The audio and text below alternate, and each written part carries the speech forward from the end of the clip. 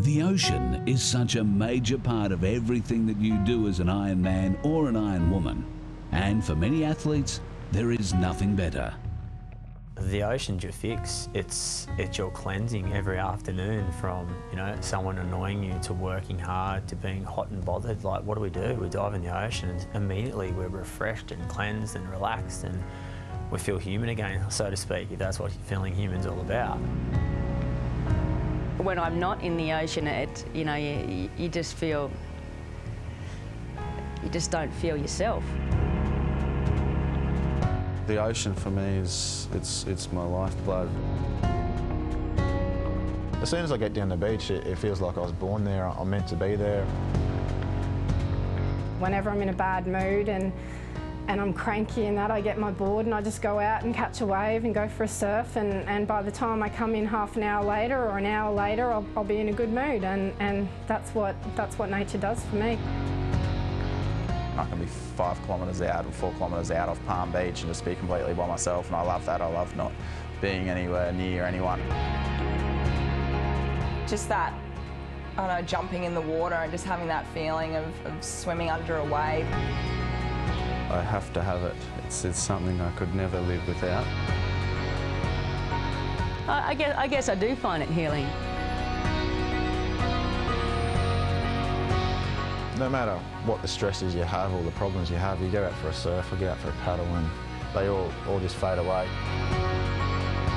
I could be here all day talking about it, but it's a lot of things.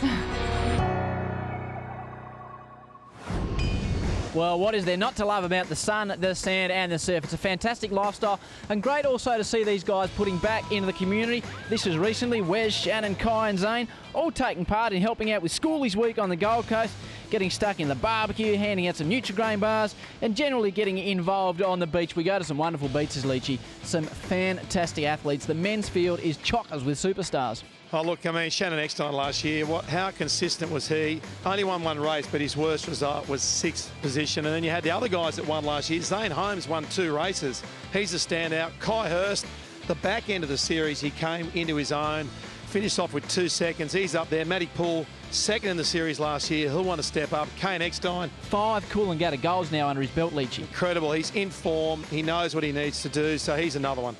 Some of the young guys in the field coming through, who should we be keeping an eye out for of the young blokes just starting to push the older boys? I mean, Ali Day last year showed that he can really do some things.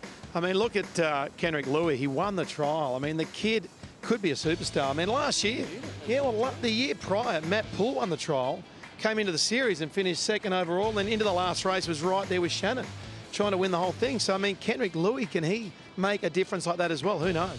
Leachy, you have lined up a summer of fun for us too. Don't worry about that. We start on December the 18th in Surfers Paradise of all places. Some brilliant venues you've got lined up. Yeah, I mean, Surfers Paradise is so famous in around the world, and really a tricky beach. It gets that drag down the beach. There's no headland that you can see, so you get the wind coming into it. It throws up a tricky surf as well. That's going to be interesting. We go back to Portsea. That has massive swell there, as you know. Never forget that last year. That was just an incredible scene on the beach. 6 to 8 foot, people getting smashed. It was wonderful. Well, even built to the last leg of the men's race on the ski where there was 10-foot bombs coming through. I remember Trevor Hendy out in the surf was going crazy. We move on to Newcastle Beach for the first time in recent memory, the Eliminator. Yeah, that's right. And look, and it's a perfect venue for that format. The main beach there at Newcastle throws up a surf, gets a nice bank going out the back. It breaks quite far out, picks up the swell quite nicely. So let's hope for some swell there. And then Scarborough Beach, the marathon. That is going to be some hard yards, Guy. Look, and that hasn't been done before. We're taking on a coastline there, the Sunset Coast, 26 kilometres. Scarborough Beach down to North Cottesloe and back. They're racing in January. Very, very hot conditions. Dehydration will play a massive factor in that. Look for Kane Eckstein.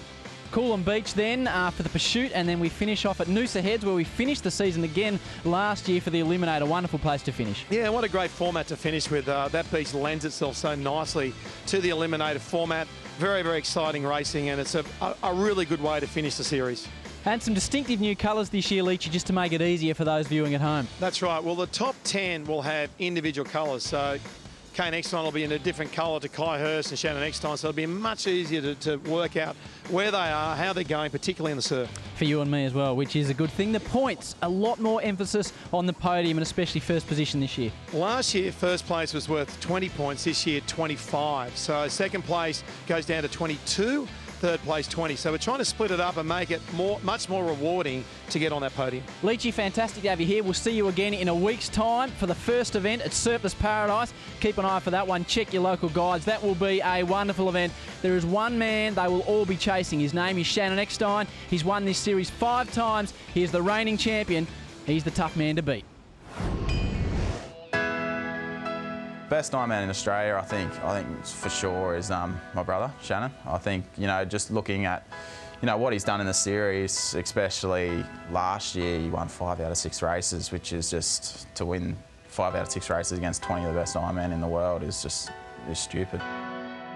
To come into it last year when we did the longer course races, I know he probably didn't go as well as he thought he was going to go, but he still won the series, still beat us all. Shannon Eckstein's obviously showed his dominance last year, winning the series, and that opening round was pretty awesome effort to finish that far in front of everyone. You look at his disciplines and his running. He's one of the quickest runners, one of the quickest ski paddlers, one of the quickest board paddlers, and definitely one of the quickest swimmers, and knows how to put it together. And I think that's what it takes at the end of the day to win Ironman races. Shannon's remarkable. Just the way he executes situations and opportunities that come his way. I'm lucky enough to swim with Shannon Eckstein and Kane every morning. And even this morning, you know, it was a really tough set, and Shannon's he makes it look so effortless. He's got a wonderful style, he does it so simply. Well, of course, you can't go past the professor, Shannon. He's been so consistent over the past 5 to 10 years, so he's probably your #1 threat.